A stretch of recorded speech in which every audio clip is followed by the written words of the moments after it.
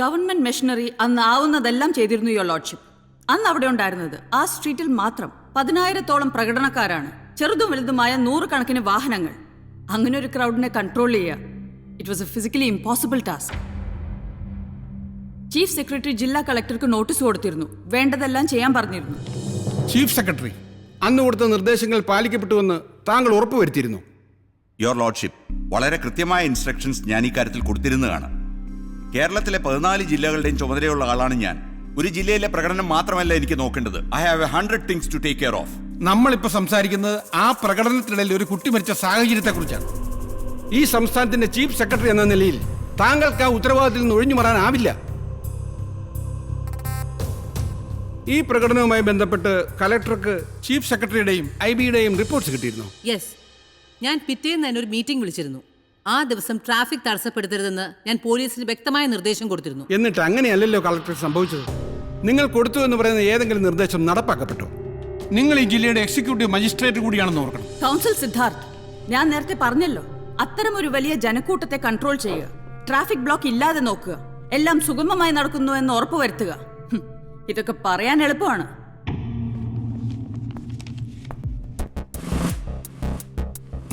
പ്രകടനം നടന്ന ദിവസം ജനജീവിതത്തെ അത് ബാധിക്കാതിരിക്കാൻ സിറ്റി പോലീസ് കമ്മീഷണർ എന്ന നിലയ്ക്ക് താങ്കൾ എന്താണ് ചെയ്തത്? യുവർ ലോർഡ്ഷിപ്പ്, അന്ന് രാവിലത്തെ എല്ലാ പത്രങ്ങളിലും ഈ പ്രകടനത്തെ പറ്റി വാർത്തയുണ്ടായിരുന്നു. കഴിവതും ഒന്ന് ഉച്ചയ്ക്ക് ശേഷം സിറ്റിയിലേക്ക് ഇറങ്ങരുതെന്നും, അഥവാ ഇറങ്ങിയാൽ തന്നെ ബ്ലോക്കിൽ പെടാതെ പോകാവുന്ന റോഡുകൾ ഏതൊക്കെയെന്നും ക്ലിയറായി പത്രങ്ങളിൽ കൊടുത്തിരുന്നു. വളരെ ക്ലിയറായി.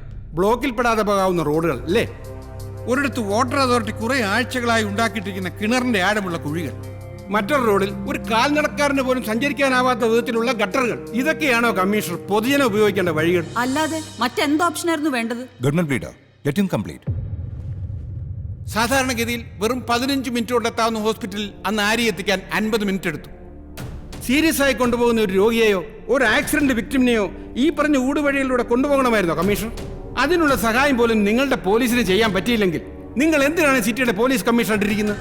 Your lordship, he has no right to talk to my client like this. I do have madam government leader. അന്ന് വഴിയിൽ കിടന്ന് മരിച്ച ആര്യയുടെ കുടുംബത്തോട് മാത്രമല്ല, ഈ ജില്ലയിലെ എല്ലാ ജനങ്ങളോടും ഉത്തരം പറയാൻ നിങ്ങൾ ബാധ്യസ്ഥനാണ്. നിങ്ങളുടെ പോലീസ് ഫോഴ്സിന്റെ അനാസ്ഥ, that's the single most important reason for Arya's death. Commissioner, താങ്കൾ സാധ്യമായതെല്ലാം ചെയ്തു എന്ന് പറയുന്നു. Am I right? Yes your lordship. Okay. Arya എന്ന പെൺകുട്ടിയുടെ മരണത്തെക്കുറിച്ച് താങ്കൾ പിന്നീട് അന്വേഷണം നടത്തിയോ? ഇല്ല. വൈ? അതേക്കുറിച്ച് പരാതിയൊന്നും കിട്ടിയിരുന്നില്ല. താങ്കളുടെ ഡിസ്ട്രിക്റ്റിൽ താങ്കളുടെ കീഴിലുള്ള പോലീസിന്റെ കൺമുന്നിൽ വെച്ച് നടന്ന ഒരു മരണം ഒരു പരാതി കിട്ടിയല്ലാതെ അന്വേഷിക്കില്ല? യുവർ ലോർഡ്ഷിപ്പ്, ഹോസ്പിറ്റലിൽ നിന്ന് കിട്ടിയ പോസ്റ്റ്മോർട്ടം ഇതൊക്കെ സാധാരണ ചെയ്യുന്ന കാര്യങ്ങൾ. Did you make a detailed enquiry? You may please step down. Next witness. താങ്കളല്ലേ സംഭവം നടന്ന ദിവസം അവിടെ ഡ്യൂട്ടിയിലുണ്ടായിരുന്നത്? അതെ. താങ്കൾ എന്തുകൊണ്ടാണ് ആര്യയെ കൊണ്ടുവന്ന കാർ കടത്തിവിടാൻ നടപടിയെടുക്കായിരുന്നത്? എന്റെ കൂടെ ഉണ്ടായിരുന്ന സിവിൽ പോലീസ് ഓഫീസർ സാബുനെ ഞാൻ കാർ നിർത്തി വിട്ടിരുന്നു. ഒരു ഇഞ്ച് പോലും അനക്കാൻ കഴിയാതെ കിടക്കുന്ന ഒരു കാർ എന്ത് മാജിക് കാണിച്ച് അയാൾ കടത്തിവിടുമെന്നാണ് താങ്കൾ വിചാരിച്ചത്?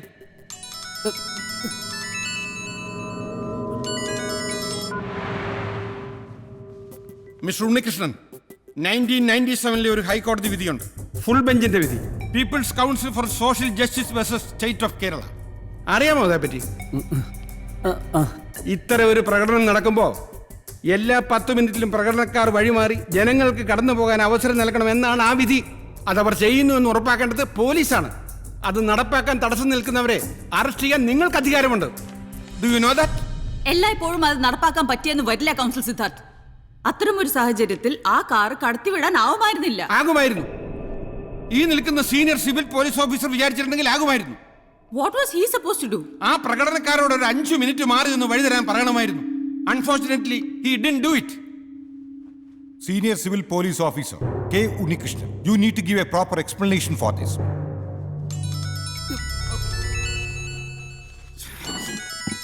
കോടതിക്കുള്ളിൽ മൊബൈൽ ഫോൺ ഉപയോഗിക്കാൻ പാടില്ലെന്ന് അറിയില്ലേ? ചില കാര്യങ്ങൾ നിങ്ങൾക്കുള്ള നിസ്സംഗത ഇപ്പോഴും തുടരുന്നു എന്നുള്ളതിന് തെളിവാണിത്.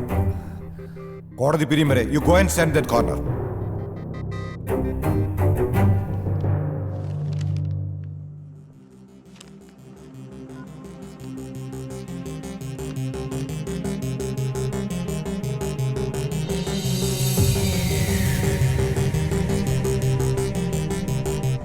Is your health all right? കുഴപ്പമില്ല your lordship.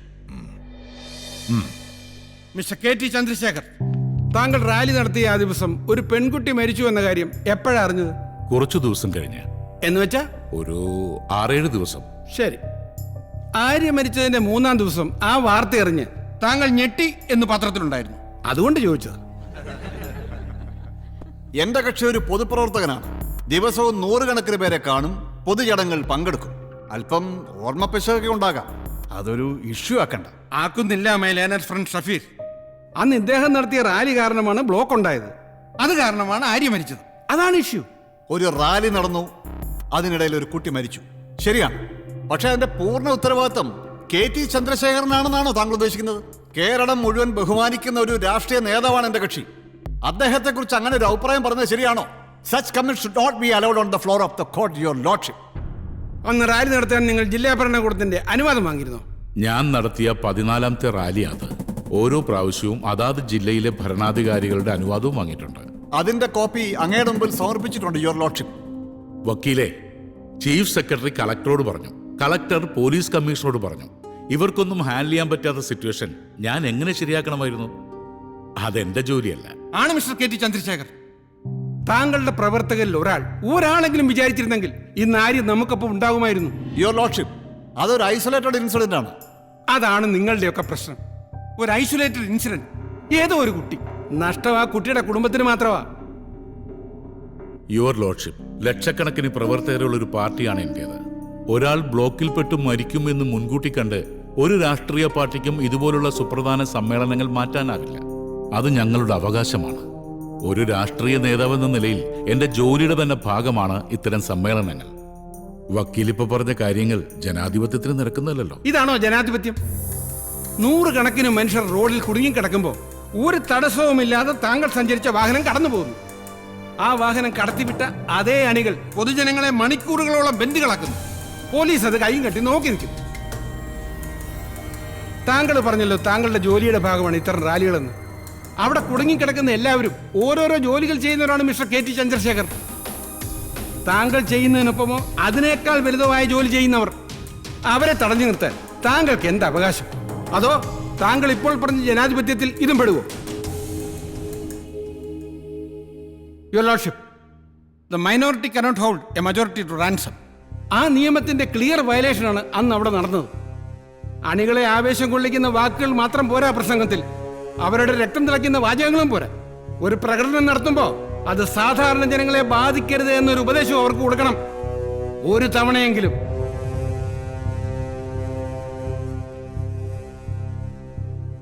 Mister K T Chandrasekhar, you may step down.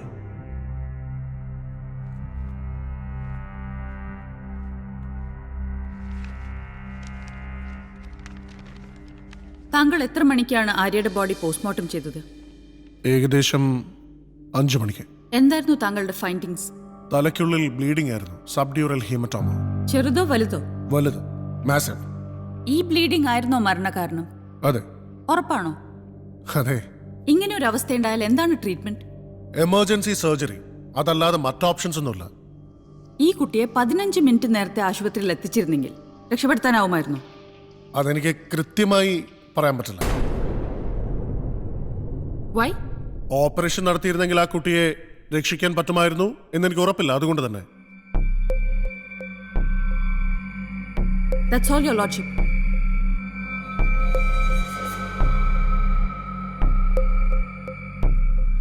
Doctor Prakash Mathew, താങ്കൾ ഇപ്പോൾ പറഞ്ഞത് സ്വന്തം അഭിപ്രായമാണോ അതോ മറ്റു വല്ലവർക്കും വേണ്ടിയുള്ളതാണ്?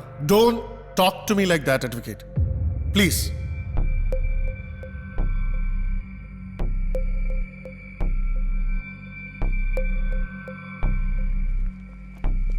ഡോക്ടർ, ഒരൊറ്റ ചോദ്യം. ആര്യ എന്ന കുട്ടി മരിച്ചത് ചികിത്സയിലുണ്ടായ താമസം കൊണ്ടാണോ? ആയിരിക്കാം, അല്ലായിരിക്കാം. കൗൺസിൽ സിദ്ധാർത്ഥ്, ഡോക്ടറുടെ മൊഴി വളരെ ക്രൂഷ്യലാണ്. മരണം നടന്നത് ഹോസ്പിറ്റലിൽ എത്തിക്കാനുണ്ടായ ഡിലേ കൊണ്ടാണെന്ന് നിങ്ങൾക്ക് തെളിയിക്കാനാവുമോ?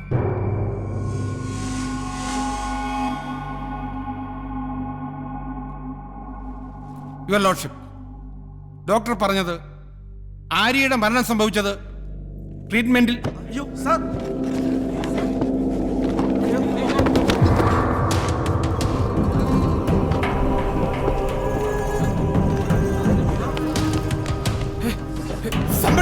Sir, call the ambulance. Fast!